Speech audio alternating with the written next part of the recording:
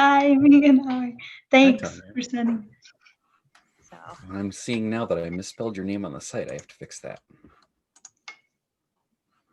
we'll figure this out. And what we're doing is we're recording so that anybody who can't make it tonight can catch up on it later. Ooh, fancy.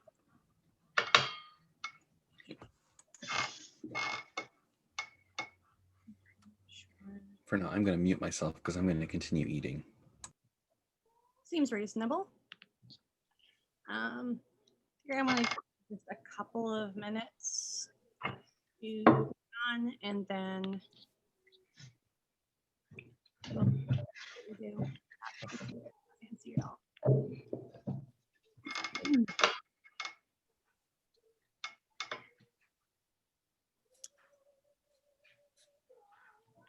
Did reach out to a couple of parents that that were interested in hearing about the high school, what's on the Student Support Council group. So hopefully she saw that, and we'll just see. I know I'm excited to hear about it. Oh, and here's. So I also directly emailed Maya because she had asked specifically about this. Okay. With the link? I did not have the link at that time. Okay.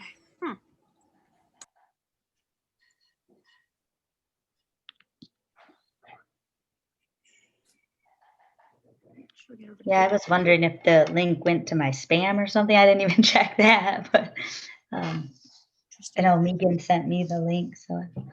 And the link is on. Nope, that's totally my fault.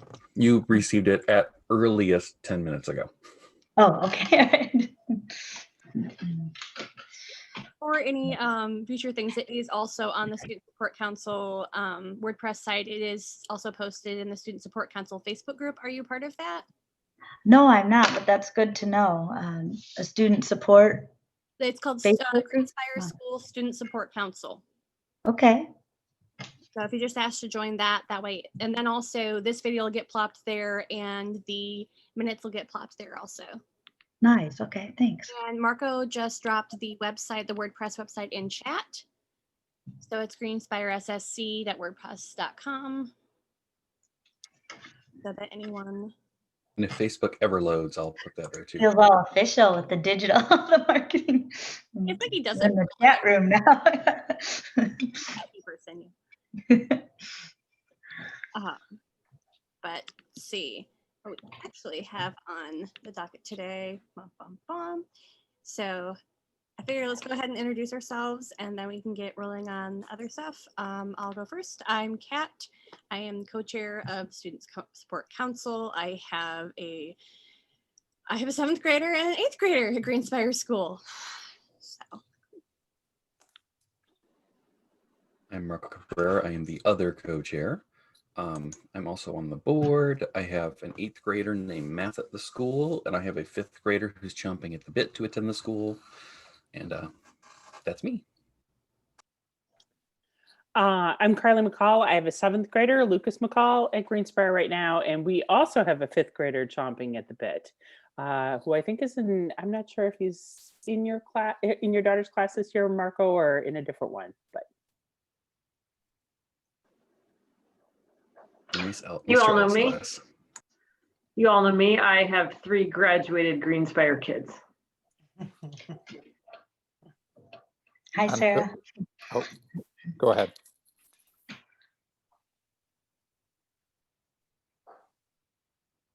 I'm Philip I think Gerard. it was just a hi, you're up. Sorry, I'm Philip Gerard. I teach English at the school, and I have 2 future Greenspire students when they get older. I'm Jackie, and I'm popping in and out because I'm flying solo and I have a needy dog. So, and I'm making dinner. So. And I have a 6th grader. I'm Meagan. I'm the treasurer on the Greenspire board and the board member that's been heading up kind of the high school effort. So hello. And I have two young ones that will be Greenspire students someday.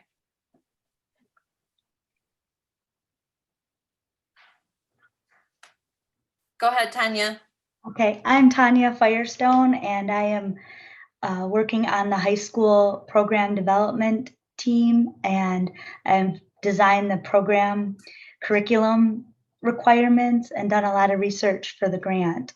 So I'm here to explain a little bit about how the pathways work, and I have quite an extensive background in education, curriculum design, and teaching. So I too may have a young student at Greenspire someday. So do you want Tanya and I just to kind of start and give an overview, and then you all ask questions, or how would you like to do this? I do, but first I actually want to hear from the staff, because for every student support council meeting, we have staff and the teacher tell us what they're up to, what's coming up, and anything pertinent that we might have missed in emails or something like that. So Sure. I'll jump in. Currently, there are a number of different projects going on. It feels like the departments have kind of sequestered off. And so for me personally, Claire and I are working on a project about memoirs and resiliency. It's kind of the theme that we're focusing in on. This is going to be the rest of the Q2 project. It's a little straightforward. We're just now, as a whole staff, getting to preparing our Q3 project, which again will be split between the more STEM aspects and the humanities department. More to come on that particular project because we're still ironing out the wrinkles of online and partial, whatever we end up as, how to do these projects that we've done over the years that we've refined and how to tweak them so that they work in this new atmosphere.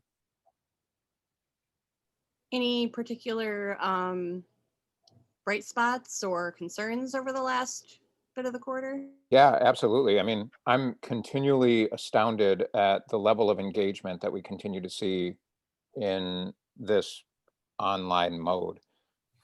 It's a pretty steep hill to climb at the beginning, especially considering last spring. But at this point, the level of engagement, the routine and the schedule that it's set seems to be working quite a bit better from at least my perspective for students. So.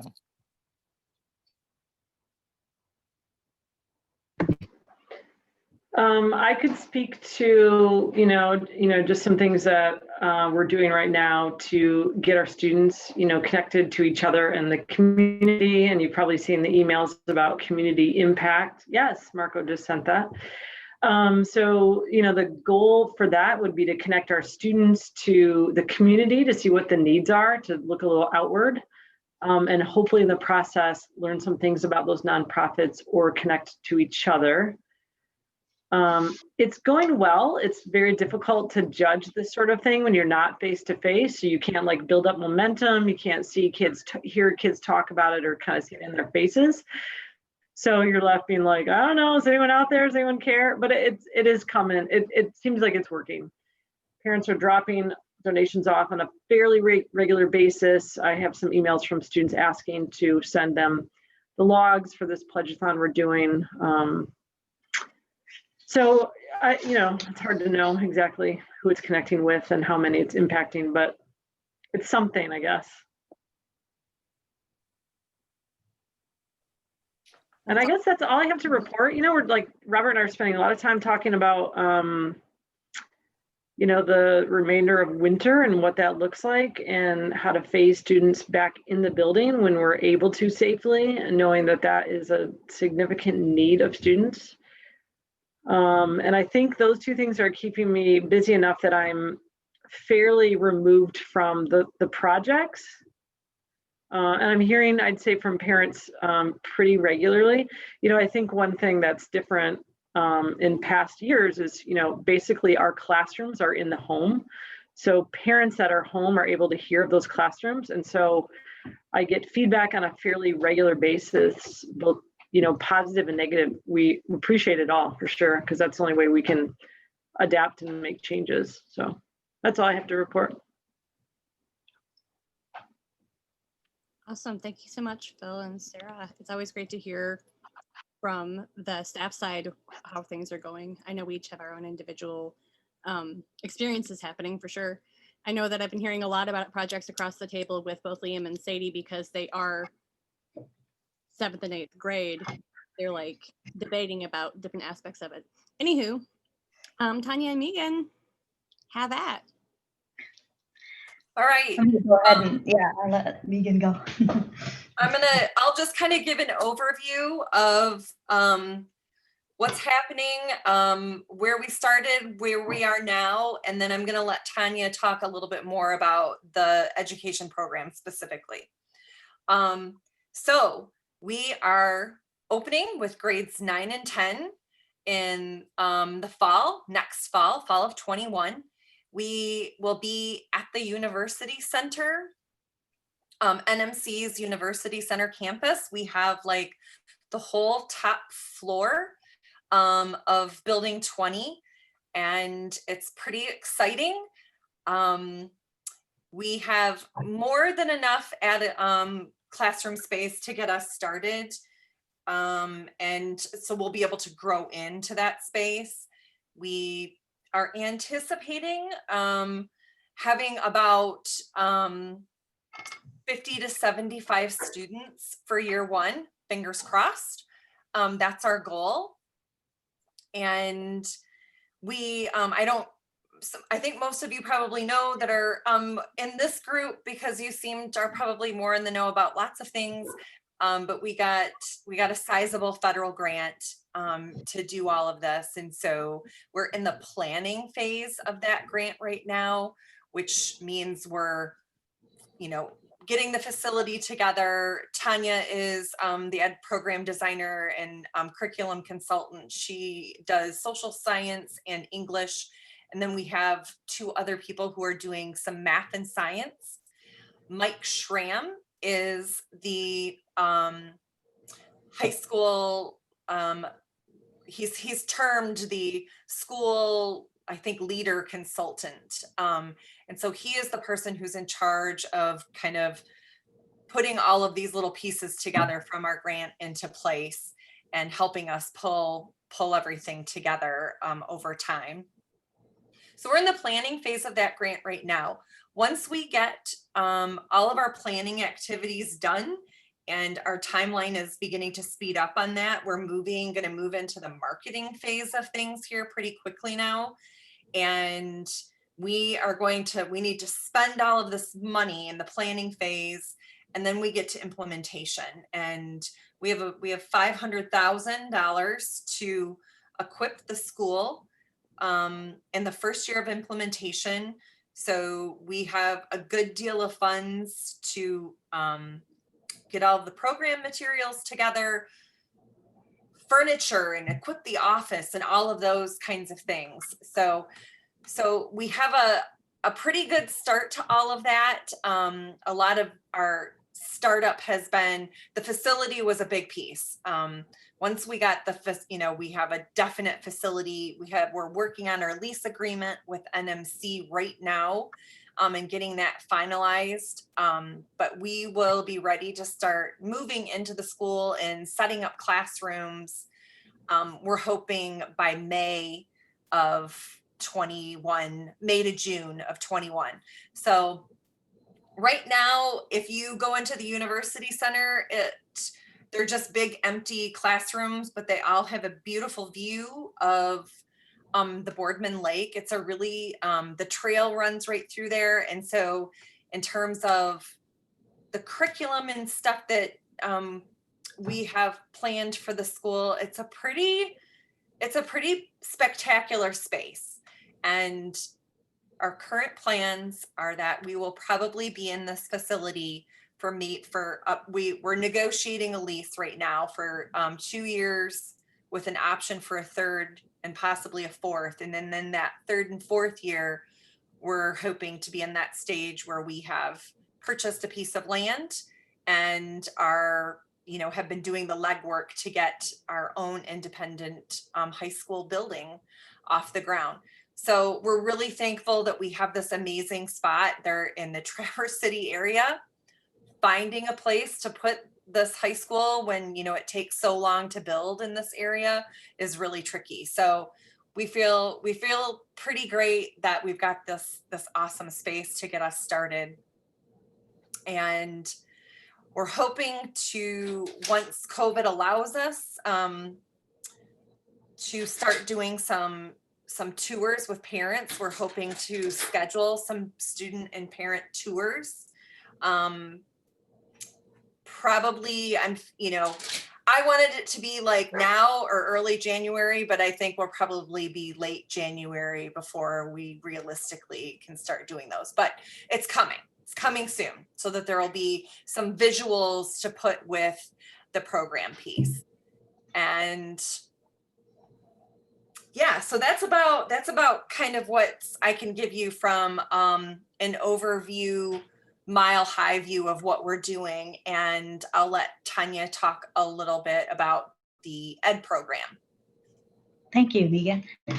I'll just start from even the beginning of last year when Meagan and I sat down with the curriculum committee from the middle school and really talked about what a Greenspire High School would look like, or what were some of the things that parents might want to see and faculty from the middle school was hoping to achieve. And so we jotted down some notes and then went back to some extensive research. And I can say that in the process of working on the grant and the curriculum portion for the Greenspire High School, this curriculum is progressive, it is inspirational, it's experiential, it is STEM-based at the core with problem-based inquiry learning.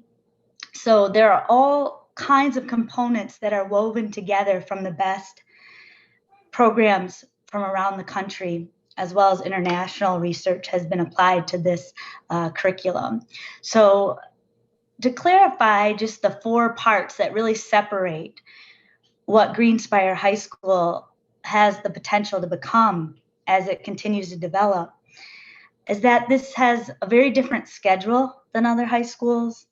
It offers a seminar course that is really going to redefine what Socratic dialogue looks like and how it works exponentially.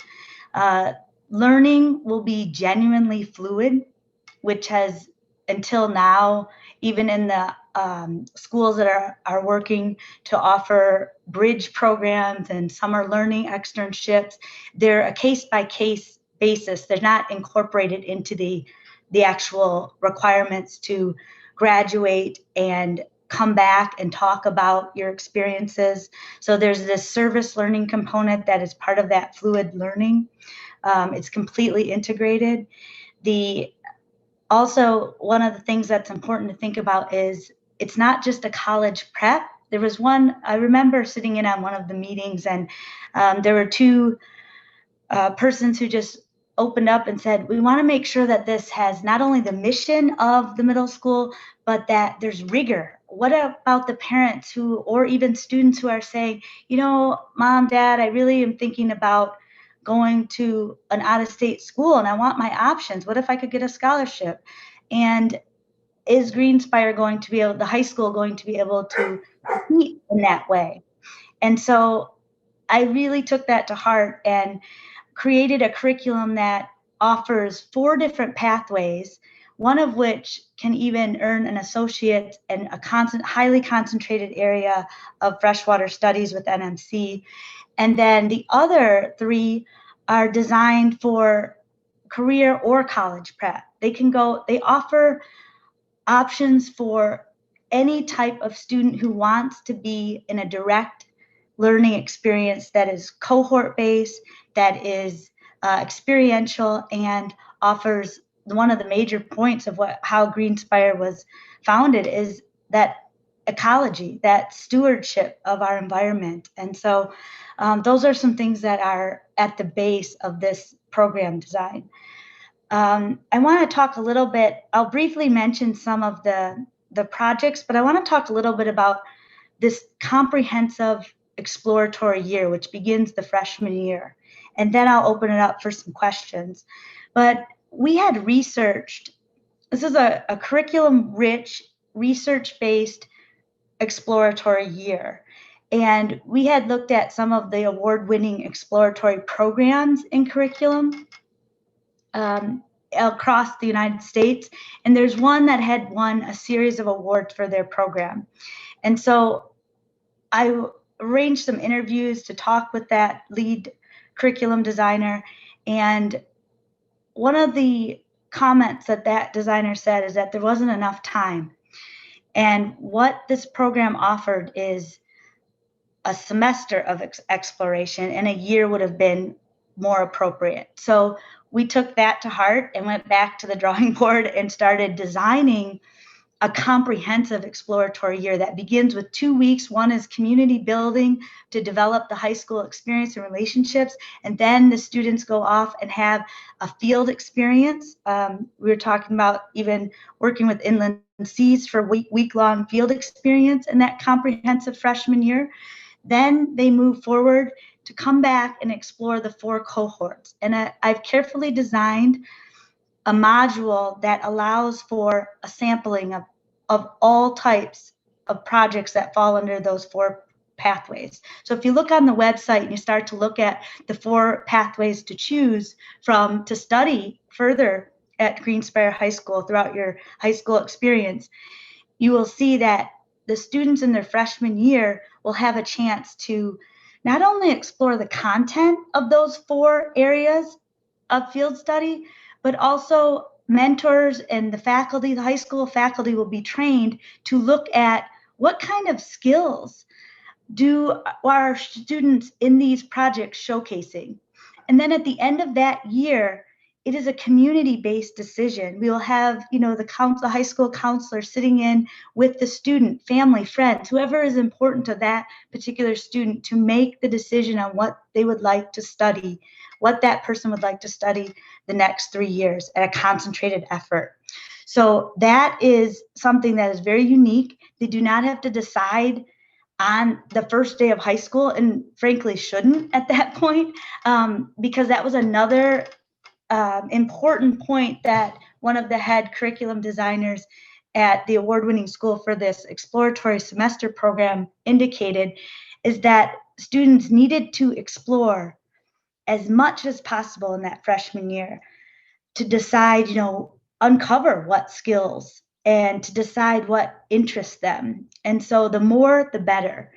And when we look at that exploratory year, there's 4 components to it that are going to change from the middle school project-based learning experience to a high school experience. And that is, there's a nonprofit group that we can be partnering with called Academic Approach, and they offer NWEA integrated versions of ACT and SAT prep. And that's especially important for any student who's wanting to enter the college program early, the early college, middle college program of freshwater studies. So tackling bits and pieces of that early on is important. Again, it is a project-based experiential school that is STEM-based, so the testing is not at the forefront, but it's a holistic curriculum. So it is there as support and early on for those students who need it most. The next piece that is important about that exploratory year is that there's a curriculum that they're going to be adapting called the Blueprint for Belonging, and it's out of University of California in Berkeley. It's had a lot of success for helping students become problem solvers of the world. So this is an exciting, I just find it exciting to even share that with the Greenspire High School. And so if anybody wants to look up that and get some more information, the high school faculty will be delving into parts of that and incorporating it throughout the year. The next part of that exploratory curriculum is to just delve into all of those projects from the various pathways. So I'm going to leave it at that just for a moment to maybe field a few questions if somebody has already been on the website or would like to interject before I ramble on. So But I can talk for hours about this curriculum. It's really rich and research-based. It's exciting. Tanya, I have a question. You mentioned University of Berkeley, or I'm not sure where Blueprint was, but are you finding for these pathways, any of your research, has it come from schools in the Midwest doing some of this stuff? Yes, and that's a great question, Sarah, because the Blueprint for Belonging was adopted from this school in Ohio, Nine Hills School, their exploratory program. So that's a Midwest school. And I've also done quite a bit of research on not only the West Coast schools, but some East Coast and Dayton STEM school, Hughes. Some of the pathways were from a very successful STEM-based program at Hughes High. That school is actually one of my favorite schools. I've spent some time there, and we consult with one of their PBL coordinators. I ask that reason simply because sometimes I feel like in the Midwest, PBL is so cutting edge, although it's not cutting edge in many other parts of the country, and certainly in a lot of the parts of the world, PBL is just normal. They teach. So that's why I ask, because sometimes I feel like we're very slow catching on to some of this new, quote, progressive, really great education that in the Midwest is a little behind. So I think you make a really great point, Sarah, about the progressiveness of the school. And it is not just the type of exploratory program or the PBL piece. What makes this high school plan so progressive is the applied theory. It's the applied externship and seminar course that really sets this apart. We have designed, and this is a good time to bring this in, we've designed a part of the schedule that's called a seminar, but it's not the seminar of typical high schools where, and I've been on some of these boards where we've talked about this even as faculty, what does this seminar mean? We just put it on the college transcript and, what does this do or for the high school student? And it really is that catch-all class that students can converse naturally, or they're coming back from a college class or the ISD and they put them in the seminar to do some study work. But at Greenspire, what is so progressive about this is we are allowing a designated time and space, 3 days a week for that seminar to actually problem solve and practice the theories that they are learning from those 4 pathways. So they intersect, they apply their learning, and they practice it in ways that a lot of schools don't offer that time to do. And it is that is the progressive piece. And if it's pulled off well, when I've been talking to some of the math and science UDD designers, they have said they've never seen a school that has quite done this. And so that is our progressive piece that should be talked about and shared with parents. But I'm glad you brought that up about project-based learning, because it is a standard in most other places. I do have a question. Uh-huh. In terms of having that first year be exploratory, what happens then if somebody transfers in their second or third year? Excellent question. That's what I'm working on right now, I'm taking all the components of that exploratory comprehensive program and trying to meet those core target standards in a 3-hour weekend independent study that a student who is a transfer would meet with the counselor, maybe sophomore, junior, senior year even, and decide, because what my fear was based on working with different schools and placing students in my past work experience is that we look at the transcript from another school and we're not sure where to place them in. And this is such a cohort based, and where do we just throw them into this stewardship studies, or do we throw them into the architecture based on what they took at their other school? And it just feels disjointed, and it's not a way to start off a school year with a transfer student. So what I'm working on is this module that will be very interactive and a 3-hour intensive component that a student will meet with the counselor, talk over transcripts, how to get the credit requirements to graduate from Greenspire, and then complete this module, come back, and they decide which pathway would be the best. But we'll still have all the components in an abbreviated form, of course. That would be 1 3-hour weekend session, or would it be successive sessions? I'm hoping that it wouldn't be dragged on, because the idea here, I would hope that I could get all those components within a 3-hour intensive, or a series of just 2 3 hours. So a total of 6 hours. They could take it on 2 different weekends, just to have it broken up. But to not have it drag on for one reason, because there's so much work that is concentrated. Once those students almost declare their major at the end of that comprehensive exploratory year, and they go into their cohorts, they are working side by side with faculty in those field studies. So it would be best in the interest of the transfer student to decide that, and they will be older, assuming they come in junior year, that student comes in junior year, and they'll be more mature to be able to get to that point more quickly and engage, rather than trying to enter in with a bunch of first year students navigating. That's not where they're at as far as emotionally and socially at that point when you have a transfer student. So they need to be treated differently, and we need to have a plan already in place for that. So I would say 6 hours would be really helpful. Get them working, maybe a really detailed conversation with the community, get them right into one of the field studies with their cohort.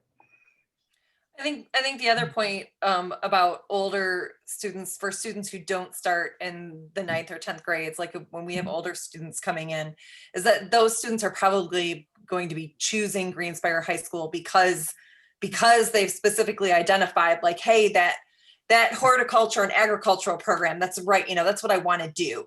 So like when we find those students, they're probably already going to have that preconception or interest and know when they're coming in, versus those 9th grade students who, every 9th grade student could really use a year like this anywhere. So I think some of that will already be in place. Like there's going to be that self-identifying of why I'm choosing the school as a junior rather than a freshman. I guess I was asking that partly because both my son's going to be there next fall. So like we're heading right in. But also knowing that in the parents that I talk to and spend time with kiddos that maybe don't go to Greenspire in any capacity, they're looking at going, my kid's not thriving here. Would they thrive there? How would they thrive there? What resources are in place so that they don't get there and feel like they're a year behind and can't catch up and just scrambling the whole time? So I guess that's where I was coming at it from, was a theoretical parent with a child that was older. Right. Those are both great points too. And I think there's enough planning that's in place that I feel confident about in this program that allows for both those parents. For the student who already says, hey, I heard my buddy's doing really well at the stewardship studies and I really want to enter in too. And I know that's what I want. And I don't want that program. And that was such a good question you raised about having 3 or have it a series going through where they feel like they're playing catch up. So it's those 2 concentrated moments. It's not busy work. It's not some requirement. It's something that's going to be inspiring and allow them to even integrate. So even if they have something chosen, which is an excellent point too that Meagan makes about those kids. So we're hoping to meet both needs in one 6-hour condensed version. And to be clear, that's really just a way to bring them up to speed, because it's not the ideal situation, which is why we're not doing 2 6-hour or a 6-hour thing with our freshmen. I agree with you. I'm just clarifying. Exactly. Yeah. We're already banking on that they've had some exploration at their other schools, which is most likely the case. Yeah. Go ahead, Marco. All right. First of all, thank you both for coming. I really appreciate you taking the extra time to be here. I had concerns from a couple of parents that I want to ask about. I did actually ask something similar to this at the board meeting, so hopefully you're not completely off when I ask out loud here. We have some students that are loving Greenspire and they're really enjoying it. They're struggling academically. They don't know if they want to go to college. They're thinking vocational or maybe not not something after high school. What does the high school at Greenspire look like for that student? That's an excellent question. And that is one of the reasons that there are 3 different pathways, including the middle college program that's really intensive. So students with the externships that are available, like for example, one of the projects that is designed specifically with that in mind, that it is career ready, that one of the capstone experiences through the stewardship studies is to intern as an advocate in the community, for a social agency or nonprofit or even a law firm, to look at environmental issues. So those skill sets that are picked up will be beyond employable at the next level. And that is in a lot of the research that I did when we were working on the grant, it's looking at schools and jobs that they're taking more and more jobs are giving tests of portfolios and want to see those skills rather than even the degree or the certificate. And Greenspire High School is designed in all those cohorts to offer and research and has high school faculty who will be looking for certification in those skill sets. For example, the first project, even at the freshman year, in that exploratory for the architecture, has students designing a model house, a green house. And so that design, that will hold with them in their portfolio. Those skills are going to be transferable in ways that are going to be changing inevitably, even due to the pandemic, of how much more quickly we're going to be moving into that, where employers will be just asking you to take a skills test or show me your portfolio.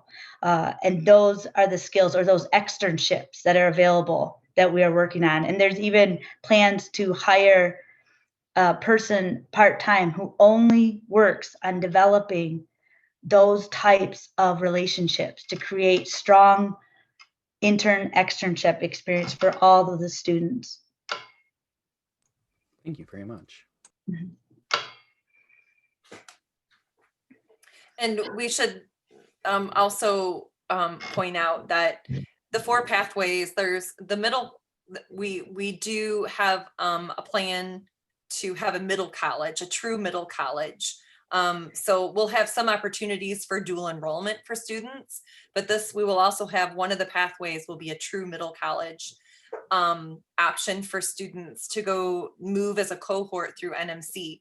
And that is one of, I think this is where you can see the diversity of what we're trying to do to meet the needs of various kids. Like I think Greenspire Middle School is kind of a microcosm of what the high school could look like, where you have certain kids that are highly motivated, that are ready to go, that could, and that are on that, pathway to do a middle college and have an associate's when they graduate as a senior. And then there's going to be other kids that they want the experience-based stuff. They want to be working in these partnerships and are not interested in that rigor. So we've really tried to develop a high school program that can meet all, students where they are in all of those ways. But we're anticipating right now, I think, and the way our plan looks is that maybe 25% of our students would be middle college students and 75% would not. So we're not anticipating that 90% of this high school is going to be triggered middle. And if there is more than that, then we can accommodate it. But we're trying to build as big of a high school and healthy high school program as possible. It's not all eggs are in the middle college basket whatsoever. Extremely Meagan, diverse. Yes. Mhm. I'm sorry. Can you speak to the difference between middle and early college? I feel like those terms are thrown out there. Yes. I hear them from time to time, and I'm kind of curious. I bet the others are too. So a true middle college is where, and we're still working on this with NMC. Right now, most programs across the state, students would graduate with an associate's degree in a 5th year. So you'd have your 4 years of high school, and then you'd have a 5th year where you would take that extra year to finish up your associates. we're working on a plan where we have some students who will just do it in the traditional 4. So they're going to come in and as ninth graders, and then some students, not all, but we want to have that option there, that there's going to be some kids that as 10th graders can enter the middle college program. So you move in a cohort. So our students will not be going independently as a dual enrollment to NMC to take a class. Greenspire High School students will be in their cohort, and faculty NMC professors will come to us, to our campus, to teach. And so that's the total difference is we'll have opportunities for some juniors and seniors if they didn't do middle college and they're just dual enrolled in a course here or a course there, that will be an option. But the true middle college will be cohorts of students who move together through this pathway, and those faculty come to us. And an example of that, even in that comprehensive exploratory year, one of the projects that's been designed to explore the freshwater studies and the middle college experience is to shadow a student and a current NMC freshwater study student. So that's another layer there that's we're working on developing for that exploratory year. I think Marco had another question. Yes, like another question from a parent. If we have a student that has selected one cohort and they're going through that and they realize that's either too challenging or they'd like more challenge, what does it look like? Can we change cohorts once you've joined? That's a great question. And one reason that it would be easily transferable to change is because if you look at the middle college, I would say for the 3 cohorts, but for that, the one that freshwater studies that's designed with NMC and the middle college experience, that would be more challenging. That's not unheard of, but it would be more challenging. The other 3 are very easily transferred for one reason. The seminar course that meets 3 days a week, 2 days it's focused on their content field, and 3 days they're all working together. So the schedule has been designed specifically to allow for those cohorts to work on problem solving together and to create questions. They're going to be given model questions in the beginning, but they will be applying their learning there. So it's not going to be as if this cohort is existing in an ivory tower over on that other side of campus, and then this cohort is out in the agriculture, out in the field, and then we don't see each other. 3 days a week, they will all be conversing together and sharing their knowledge and intersecting. So, thank you. Mm-hmm. I have a question about the location. Sure.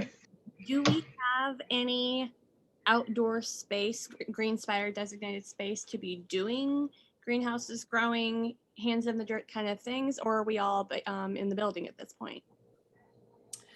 So we will have some, like the university center is not super ideal in terms of like our ag program. We won't have the ag pathway fully developed as our own until we have our own campus. But we're planning to partner with like MSU, Extension and Horticulture, and NMC. So what we're trying to do in those first years then is develop those courses and partnerships so that our students will be working with partners in the field. I'm working with Vicki right now and identifying some space where we can get potentially, we can use our grant dollars for a greenhouse. Just like at Greenspire Middle School, we purchased that greenhouse so many years ago because we made the argument that it's portable. They're really kind of hard to move, but so we do have that as a possibility if we can nudge NMC to potentially give us some space. There's this giant parking lot at the front of the university center building, and over to the side is kind of some open land. So we're gonna work at them and see what they say. But right now we're gonna get our kids, get the students you know, in those partnership courses, we will have a student van. We will have a passenger van for students that we're purchasing with the grant money. So we will have a way of transporting kids to do some of this coursework. So like 9th and 10th graders a lot of times can't drive. And so we are making plans to have transportation as a part of the curriculum.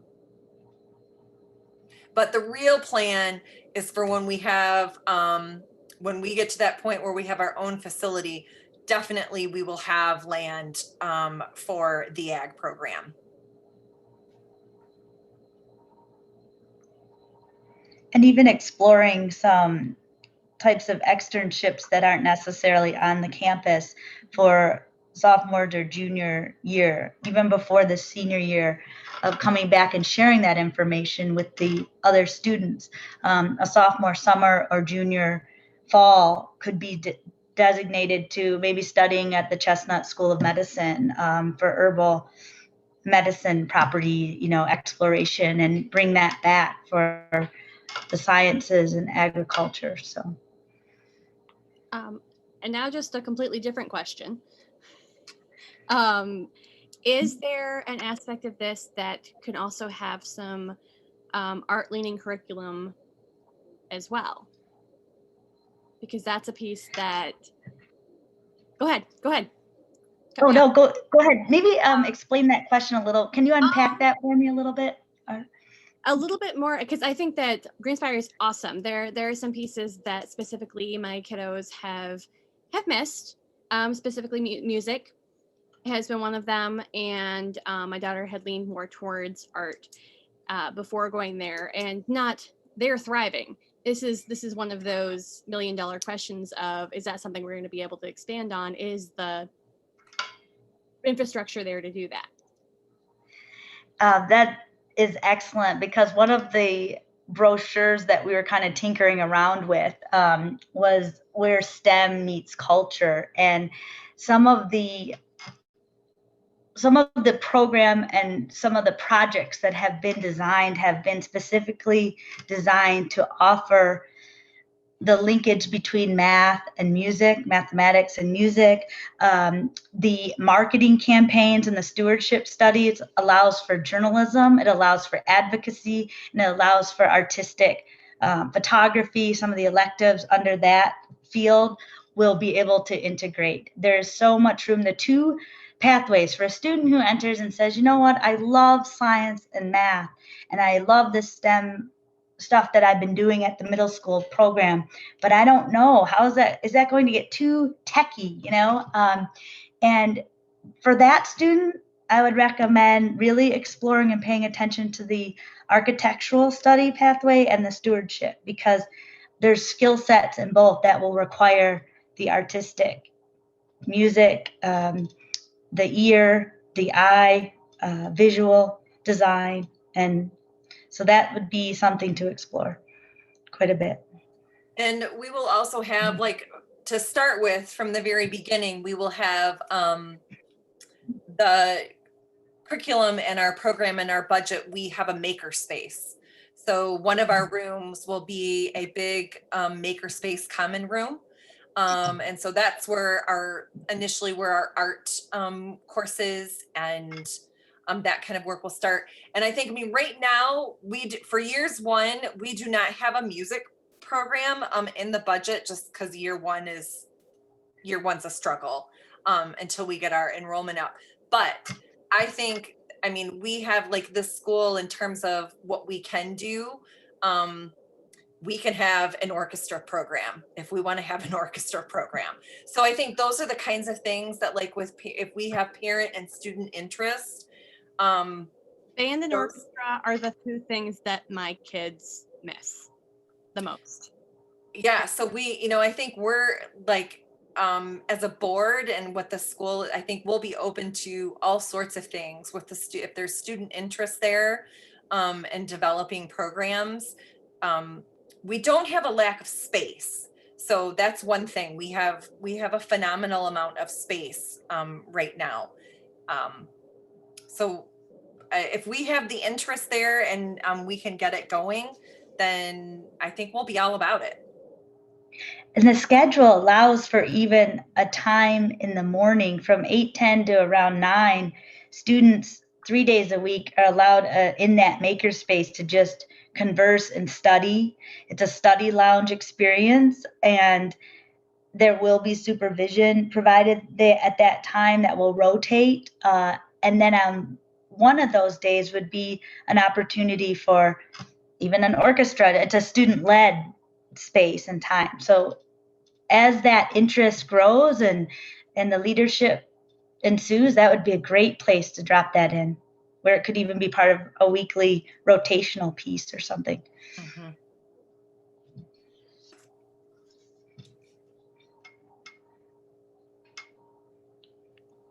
I know that's extremely exciting to me. In that makerspace, nope, that's not a question for now. That's a question for later. Because I'm dangerous with that.